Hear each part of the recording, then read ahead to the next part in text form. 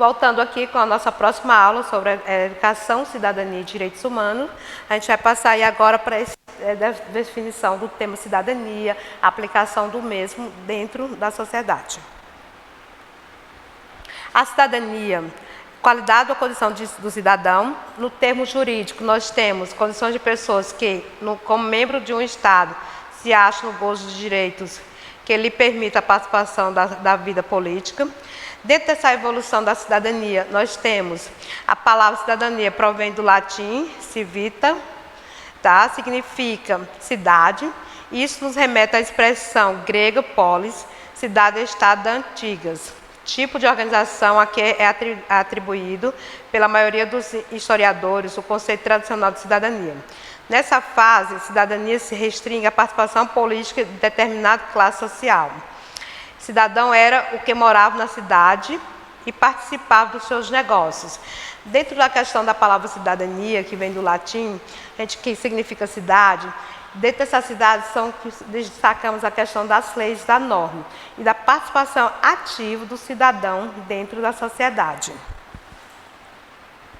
Pontos que modificaram o conceito de cidadania.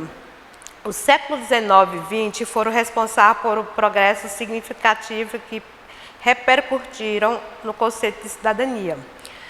Dentro desses aspectos, desses pontos que repercutiram do século XIX e XX dentro do conceito de cidadania, a gente vai destacar a Revolução Francesa, tá certo? E a Revolução Americana. E nessa Revolução Francesa surge a ideia do capitalismo e torna todo o sentido da sociedade e da participação ativa do indivíduo dentro da mesma.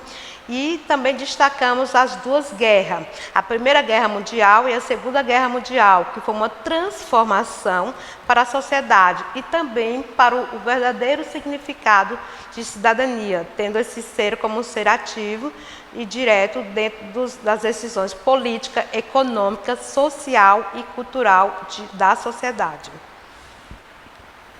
A cidadania no conceito moderno. Cidadania no conceito moderno deixa de ser apenas o direito destinado ao indivíduo de participar ativa e passivamente do processo político. É mais que isto, é também o dever do Estado para com o cidadão. É dever de ofertar o mínimo existencial para garantir-lhe a dignidade. Note que a Declaração dos Direitos do Homem de 1948 deixa bem claro nas três dimensões. Primeira dimensão, direito civil e político. Segunda dimensão, direito social, econômico e cultural. E a terceira dimensão, direito difusos. Nessas três dimensões, a gente destaca o direito civil e político, que é a participação ativa do indivíduo dentro da sociedade. Na segunda dimensão, a gente coloca a questão econômica, como eu coloquei para vocês, a Revolução Francesa, a Revolução Americana e as duas guerras mundiais transformou o país nesse país capitalista. Então, assim, a participação econômica do cidadão, como em massa, em toda a sociedade, começou a ter essa participação direta na economia e na política. Como também a gente destaca a questão da cultura. Todo cidadão hoje tem direito a ter uma participação cultural, certo? Do seu estado, da sua sociedade, do município que ele está inserido. E por último aí, a terceira dimensão, vem a dimensão difuso, que é um direito e dever que está voltado para todos os indivíduos, certo? Dentro da própria sociedade. Não algo destinado a um único indivíduo ou uma única situação, mas a todos da mesma situação. Um exemplo bem claro na terceira dimensão dessa difusa é a questão dos direitos sindicais, dos direitos de previdência social, que este é um direito a todos os cidadãos que encaixam dentro das normas exigidas da instituição. Nesse difuso, lembra sempre, é para todos que está inserido dentro da classe, principalmente daquela classe trabalhadora da época das revoluções francesa e americana. Constituição de 1988. A Constituição da República de 1988 foi, sem dúvida, um dos marcos deste avanço. A apelidada da Constituição Cidadã cuida do tema em vários dos seus artigos.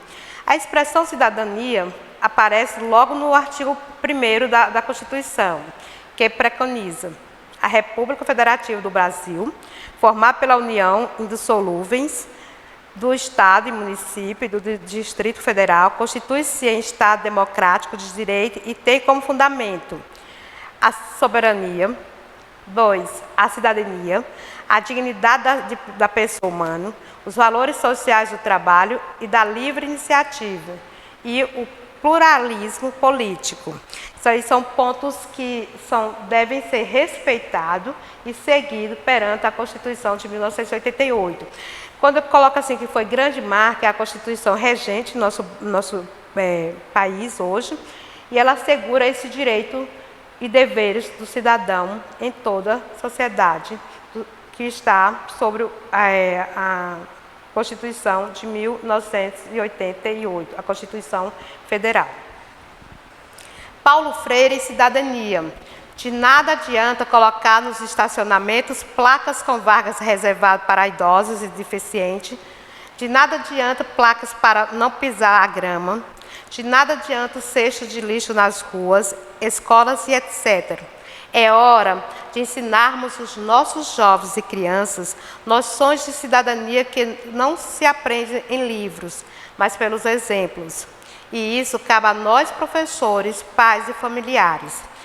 É hora de mostrar-lhes que a limpeza das ruas e das escolas não é uma responsabilidade apenas do poder público ou dos seus direitos, porém de todos nós. Exemplo ensina muito mais que palavras e discurso. Ninguém caminha sem aprender a caminhar, sem aprender a fazer o caminho. É uma colocação que temos que dar, sim, aquela alta reflexão, analisarmos. Paulo Freire foi bem sucedido, como colocou, que não podemos atribuir somente aos governantes, os diretores, a responsabilidade de permanecer os nossos direitos e os nossos deveres. Não adianta estar nos livros, nos cartazes, nas informações, se nós, professores, pais e família como um todo, não ensinarmos nossos jovens e crianças o verdadeiro sentido de respeito ao próximo, conservação do meio ambiente, conservação dos nossos direitos e dos nossos deveres.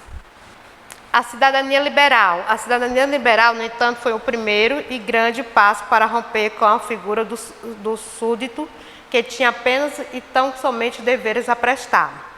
Porém, seus fundamentos universal, todos são iguais perante a lei. Nessa questão da cidadania liberal, eu destaco sempre isso. É o que prevalece hoje, nos dias atuais. Todos nós, cidadãos, somos iguais perante a lei. Não diferencia um do outro. Não por questão de gênero, raça, etnia, todos nós somos iguais. E essa cidadania liberal rompe esse tabu de que existe um ser supremo que não está posto ou que não pode ser colocado em situações de respeitar ou pagar seus deveres perante a sociedade. Quebra esse tabu, coloca todos nós perante a lei como seres iguais. A educação para a cidadania, lei de base do sistema educativo, é a Lei 46/86.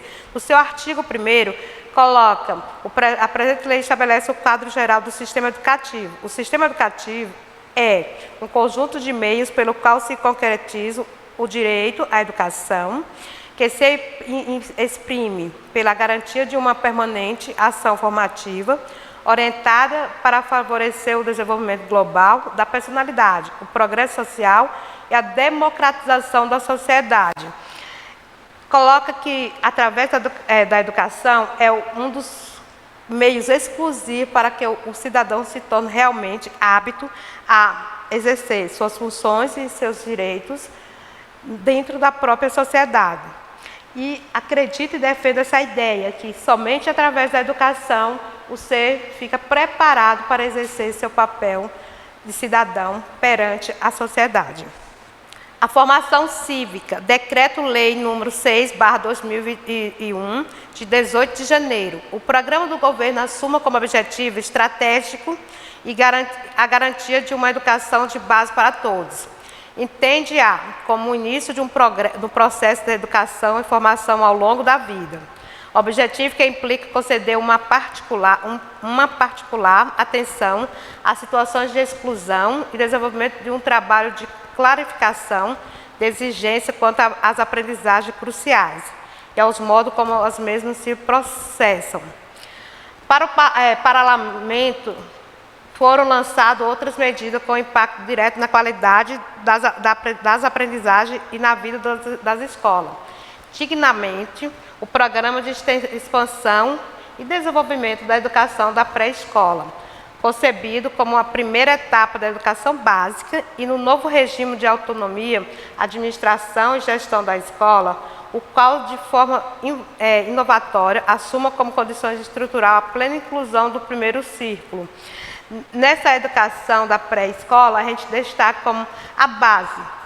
E quando a gente coloca nessa formação, nesse decreto da Lei 6/2021, é um avanço para a educação na época, que coloca essa valorização da pré-escola, que até a criação do Fundeb, ela não estava dentro dos programas de forma participativa financeira para os municípios.